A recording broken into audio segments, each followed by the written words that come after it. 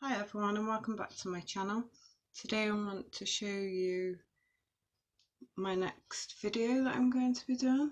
It's a poncho for a 2 to 3 year old and I use DK weight for this poncho and a 4.5mm hook. The stitches I used were single crochet, half double crochet, double crochet, front post double crochet and back post double crochet. Now there's a lot of stitches, but it was really simple for me to put this together and create. In my next video I'm going to be doing a poncho for 7 to 8 years old and I will be using a 5mm hook.